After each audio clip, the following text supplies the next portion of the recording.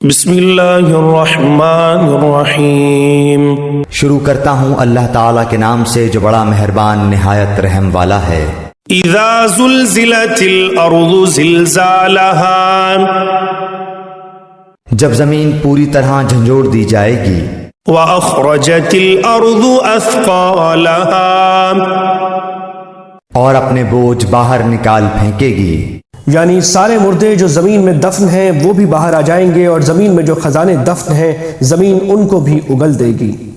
ایک حدیث میں ہے کہ جس کسی نے مال کی خاطر کسی کو قتل کیا ہوگا، یا جس نے مال و دولت کی خاطر رشتہ داروں کا حق پامال کیا ہوگا، یا اس کی خاطر چوری کی ہوگی، وہ اس مال کو دیکھ کر یہ کہے گا کہ یہ ہے وہ مال جس کی وجہ سے میں نے یہ گناہ کیے تھے، پھر کوئی بھی اس سونے چاندی کی طرف توجہ نہیں دے گا۔ وقال الانسان ما لها، انسان کہنے لگے گا کہ اسے کیا ہو گیا۔ یومئذ تحدث اخبارها، اس دن زمین اپنی سب خبریں بیان کر دے گی۔ زمین پر کسی نے جو اچھے یا برے عمل کیے ہوں گے زمین ان کی گواہی دے گی۔ بأن ربك اوحى لها، اس لیے کہ تیرے رب نے اسے حکم دیا ہوگا۔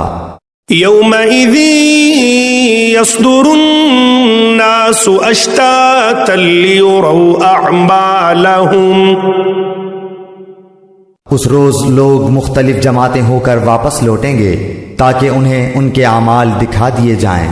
واپس آنے سے مراد قبروں سے نکل کر میدان حشر کی طرف جانا بھی ہو سکتا ہے۔ اس صورت میں اعمال دکھانے کا مطلب یہ ہوگا کہ اعمال نامہ دکھا دیا جائے گا، اور واپسی کا مطلب یہ بھی ہو سکتا ہے کہ لوگ حساب و کتاب سے فارغ ہو کر مختلف حالتوں میں واپس آئیں گے تاکہ انہیں ان کے اعمال کا نتیجہ دکھا دیا جائے۔ نیک لوگوں کو اپنی نیکیوں کا نام دکھا دیا جائے گا، اور برے لوگوں کو ان کے اعمال کی سزا دکھا دی جائے گی۔ فمن يعمل مثقال ذرة خيرا يره، پس جس نے ذرہ برابر نیکی کی ہوگی وہ اسے دیکھ لے گا۔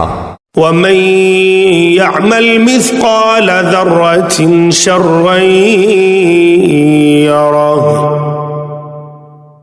اور جس نے ذرہ برابر برائی کی ہوگی وہ اسے دیکھ لے گا۔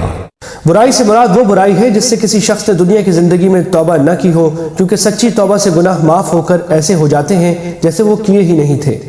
اور سچی توبہ میں یہ بات بھی داخل ہے کہ جس گناہ کی تلافی ممکن ہو اس کی تلافی بھی کی جائے، مثلا کسی کا حق ہے تو اسے دے دیا جائے، یا اس سے معاف کرا لیا جائے، یا فرائض چھوٹے ہیں تو ان کی قضا کر لی جائے۔